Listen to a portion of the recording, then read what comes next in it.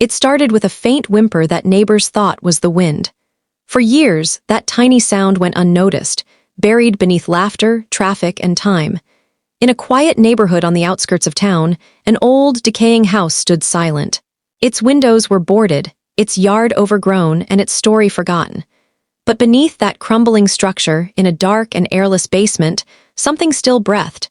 His name was Rusty, a golden retriever who hadn't felt sunlight in nearly 7 years. His fur, once bright and golden, had turned dull and matted. His paws were raw from pacing in circles on the cold concrete floor.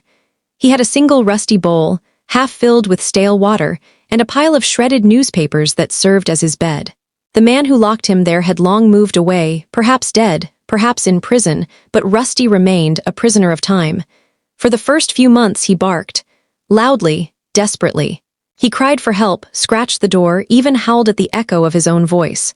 But no one came. Eventually, he stopped barking. He stopped hoping.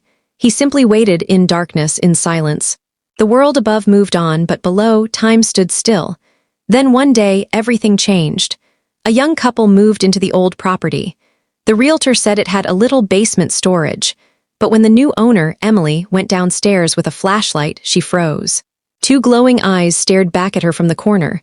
Her heart nearly stopped. She thought it was some wild animal. But then a soft whimper, a weak tail wag, a faint sign of life. Emily knelt down, whispering, "Hey, buddy." The smell was unbearable. The air was thick and sour. Yet she didn't move away. She stayed. Slowly, the golden retriever crawled toward her, trembling, ribs visible through his filthy fur, eyes cloudy with fear and confusion. Emily screamed for her husband, and within minutes, they carried the barely breathing dog into the sunlight. The moment Rusty felt the sun on his face, he flinched. He hadn't seen it for so long that it hurt his eyes. He blinked, whimpered, and then he lifted his head. For the first time in 7 years, warmth touched his skin. He tilted his face toward the light, as if remembering something long lost. Emily wrapped him in a blanket and drove straight to the vet. The vet was speechless. Malnourished, dehydrated, with sores all over his body, it was a miracle he had survived. "This dog has the will of an angel," the vet whispered. Rusty spent weeks in recovery. Every day, Emily sat by his side, whispering gentle words, brushing his tangled fur, teaching him that the world wasn't all dark basements and closed doors. Slowly, his tail began to wag again. He started to eat, then walk, then play. Months later, Emily adopted him permanently. The day the paperwork was finalized, she took Rusty to a park near their home. As he stepped onto the grass, he paused, sniffed the air, and then ran like a dog who had never known freedom.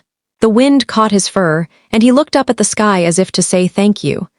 But what Emily didn't see was that every time Rusty lay down to sleep, he still dreamed of the basement, the darkness, the silence, the waiting. It haunted him, but it didn't define him. He had found love, and in that love he found the light again.